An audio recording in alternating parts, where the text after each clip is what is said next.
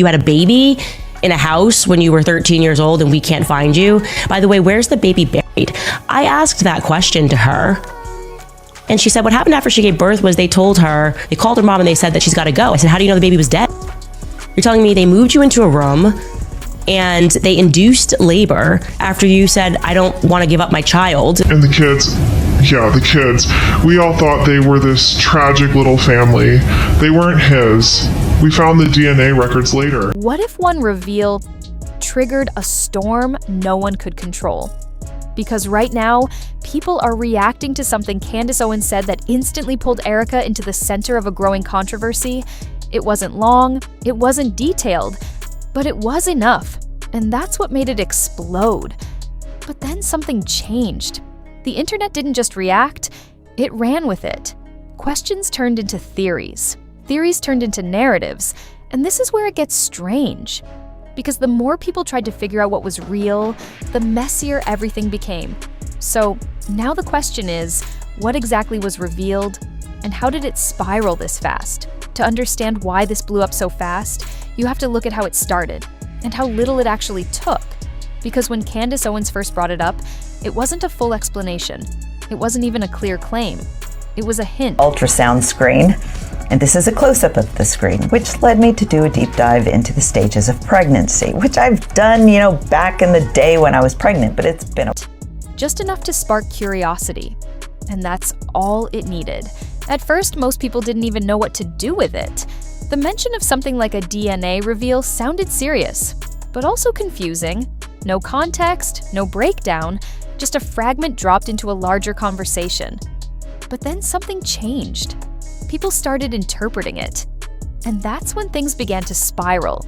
Because now, instead of one unclear statement, there were hundreds of interpretations, each one slightly different, each one trying to fill in the gaps that Candace didn't explain. And this is where it gets strange. The story didn't grow from facts, it grew from assumptions. People began connecting Erika's name to the idea of a DNA reveal without fully understanding what that even meant in this context. And once that connection formed, it stuck. But here's the problem. No one had confirmation. No documents, no verified details, just a suggestion that something existed. And that suggestion, it spread faster than anything confirmed ever could. And it doesn't stop there. Within hours, the conversation shifted. It wasn't, what did Candace mean? It became, what must this mean?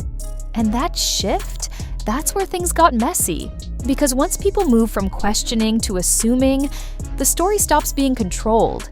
And that's exactly what happened here. Because now the narrative wasn't coming from one source anymore, it was coming from everywhere. It started with a sentence that didn't sound like it would go anywhere. Just a passing remark from Candace Owens during a broader discussion. No build-up, no dramatic pause, just a line about information that changes how people see things once it's fully understood. At the time, it sounded vague, almost forgettable. But then, something changed. She added one word, DNA. And suddenly, everything shifted. Because that word carries weight. It implies proof, something concrete, something that can't be easily dismissed. And this is where it gets strange. She didn't explain it. No details, no context, no names attached directly to it. But the timing? Too precise. Because Erika's name had already been circulating in conversations for unrelated reasons. And once people heard DNA, they connected it instantly. But here's the problem. That connection wasn't confirmed. It was assumed. And assumptions move fast. Because now people weren't asking what Candace meant. They were deciding what she meant. And that's when things started falling apart. Because within minutes, clips of that moment spread everywhere. Short, edited, focused on that one word, DNA, and nothing else. And that's all it took. Because once something sounds definitive, people treat it like it is. And it doesn't stop there. Posts started appearing. People claiming they knew what it was about. Others saying they had seen things before. No proof, no sources, but confidence, and confidence spreads. But then something changed again. A second clip surfaced. Different conversation, same tone. Candace talking about truth eventually surfacing, even when people try to control the narrative. Again, no names, but the implication? Strong enough. And now, the story had direction, because people weren't just speculating anymore. They were building, connecting the word DNA to the idea of hidden truth, then connecting that to Erika. And suddenly, it felt like a complete story, even though it wasn't. And that's what made it dangerous, because now the narrative had structure, but no foundation. And this is where the tension really started building, because Erika hadn't said anything. No response, no denial, no clarification.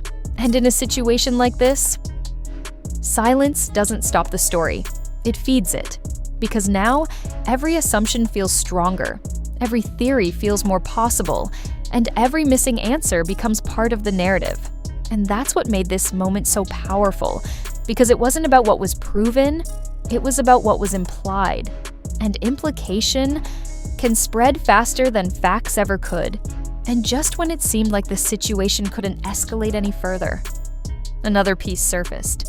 And this one didn't just add to the speculation, it made everything feel a lot more real. The next piece didn't come from Candace. It came from the audience. And that's when everything started moving faster than anyone could control. Because once that word, DNA, took hold, people didn't wait for clarification. They started searching, digging through old posts, old interviews, anything that could connect Erika to something that sounded even remotely related. And this is where it gets strange. They didn't find anything definitive, but they found fragments, loose connections, moments that, on their own, meant nothing. But when placed next to the idea of a DNA reveal, started to feel significant. But here's the problem. Those connections weren't built on evidence. They were built on interpretation. And interpretation can turn anything into something. And it doesn't stop there. A post surfaced from someone claiming they had seen documents. No proof, no details, just a statement. But the wording? Confident, direct. And that was enough. Because now, the story had something it didn't have before. A sense of inside knowledge. And that's when things started falling apart even faster. Because now, people weren't just speculating. They were repeating, treating unverified claims like confirmed information. And that shift, it changed everything. But then something changed again. A short clip began circulating. Not from Candace Owens directly, but from a different conversation where she talked about situations where truth gets buried until someone forces it out. No mention of Erika, no mention of DNA, but the tone, familiar. And suddenly, people connected it. Because now, it felt like part of a pattern. And that pattern made the original statement feel more intentional, more directed, even if it wasn't. And that's where the tension really escalated. Because now, the story had layers. The original hint, the word DNA, the audience interpretations, the supposed insider claims, all stacking on top of each other. But the biggest twist? Still no confirmation. Nothing verified, no documents, no clear explanation, just momentum. And that momentum, it carried the story forward. Because now people weren't asking, is this true? They were asking, how much of this is true? And that question, it keeps stories alive because it assumes something is real, even if nothing is confirmed. And that's what made this moment so intense, because the narrative wasn't built on facts. It was built on possibility. And possibility can expand in every direction at once. But just when it seemed like the story couldn't get any more chaotic, something else surfaced.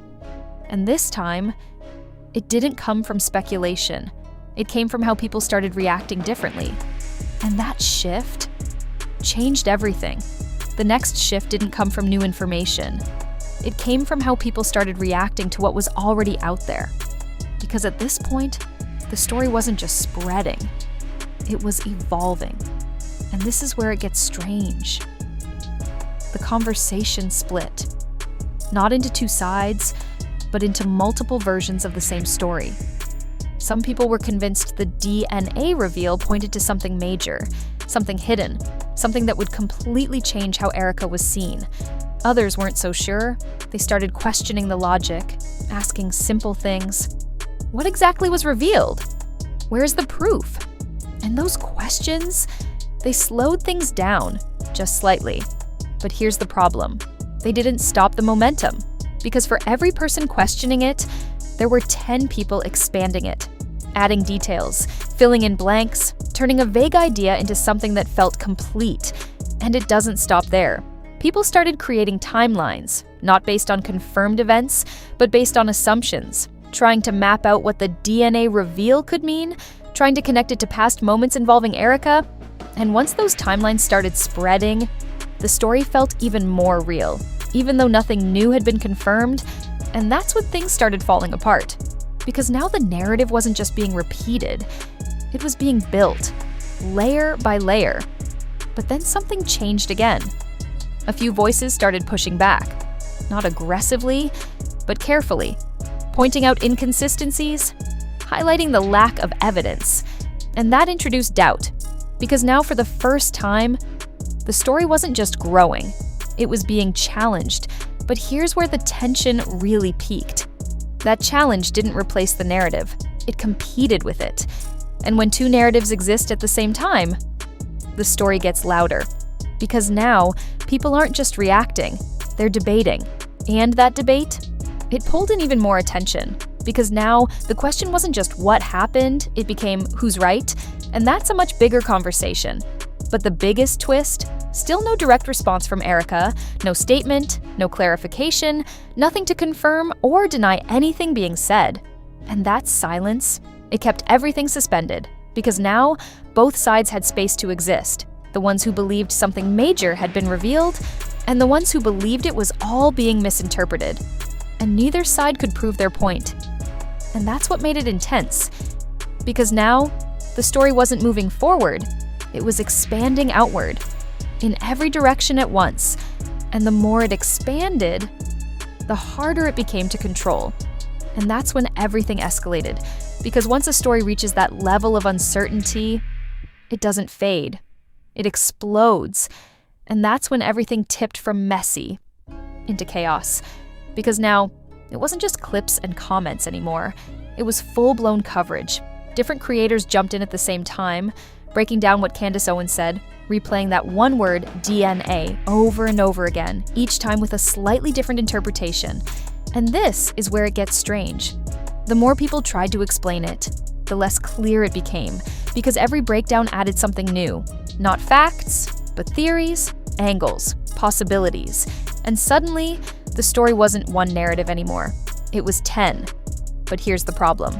None of them had confirmation. And yet, they all sounded convincing. And that's when things started falling apart even faster. Because now people weren't just reacting to the original moment, they were reacting to reactions. A video responding to a video. A thread responding to a thread.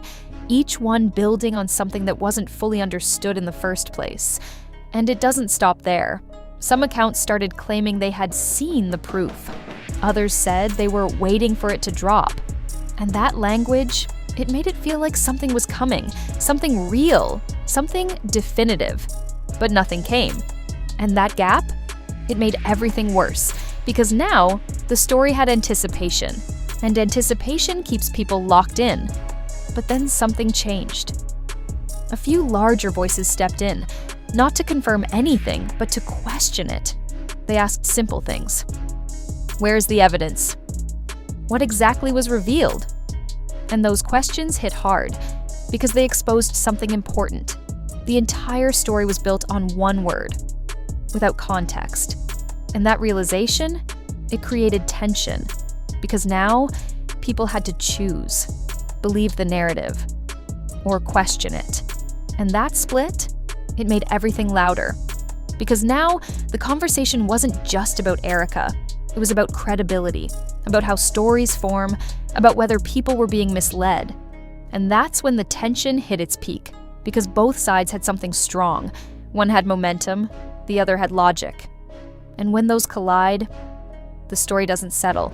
It escalates. But the biggest twist? Still no clarification, no detailed explanation from Candace, no response from Erika, nothing to ground the situation in something concrete, just silence. And in a situation like this, silence becomes part of the story. Because now people start asking why. Why no clarification? Why no denial? Why no explanation? And those questions, they keep the narrative alive. Because as long as there's no answer, there's room for anything. And that's what made it explode. Because now the story wasn't just spreading, it was mutating, changing shape depending on who was telling it. And no one could control it anymore. But then, the final piece surfaced. Not another theory, not another reaction. Something different. Something that didn't just add to the chaos. It cut through it. And once people saw it, everything changed.